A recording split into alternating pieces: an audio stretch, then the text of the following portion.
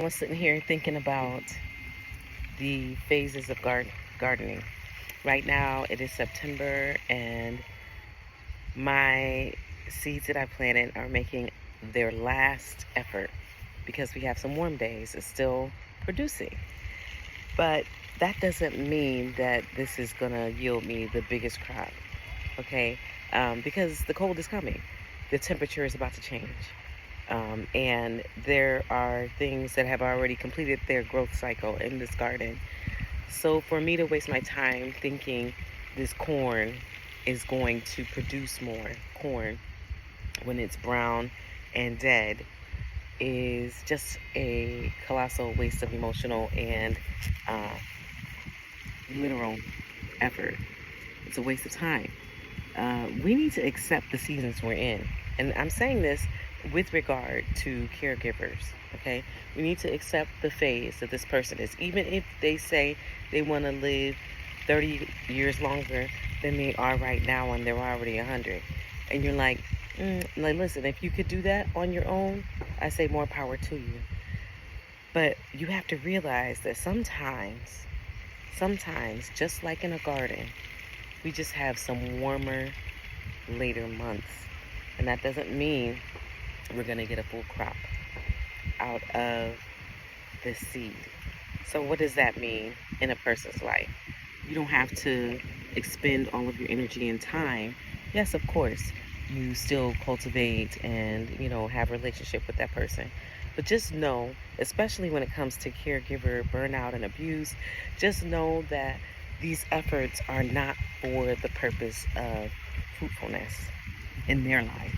You're not going to change them to be a more caring person or less offensive. You're just there kind of like, okay, waiting for October, November, if you will.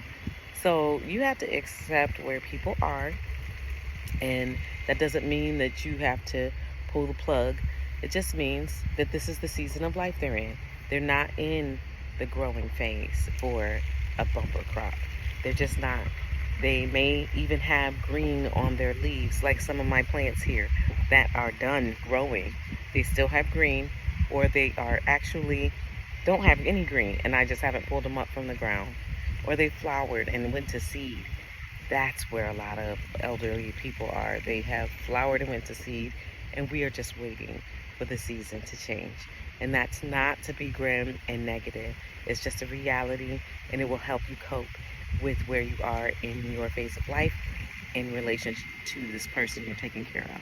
So it's just another way to cope with change and, oh, geez, and what is going on in people's lives. Because just like that leaf just fell and scared the heck out of me, uh, leaves are changing in that person's life. Trees are dying. The leaves are falling. And we need to recognize that and be prepared for those kind of changes. The leaves are falling. The tree is going to be bare. It is not growing phase. It is not the time for us to think, oh, we're going to have a green harvest in 2 months. No, we're just waiting it out.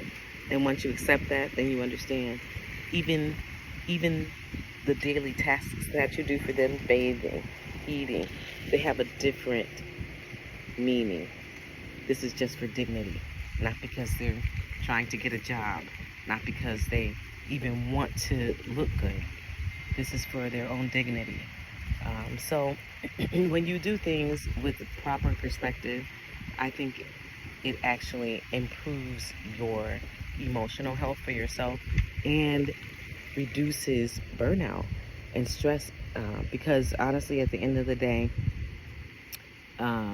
you're still going to be left when they're gone, and you're just going to have a whole bunch of baggage if you don't deal with it now and understand that, hey, I am here to answer this part of their life, not to get them to be 20 again. That's just not going to happen. Even if they say they want to be able to run and jump and skip and do these things that they used to do, you have to know that that's not a reality and accept it. That's not something that we're striving for. Just like I don't strive for my corn in my garden to produce any more right now. It's done. It's done. It's done its job. So, yeah, take care of you first and understand what phase they're in so you can be healthy and whole. My name is Eileen, and remember, caregiving starts with a healthy you.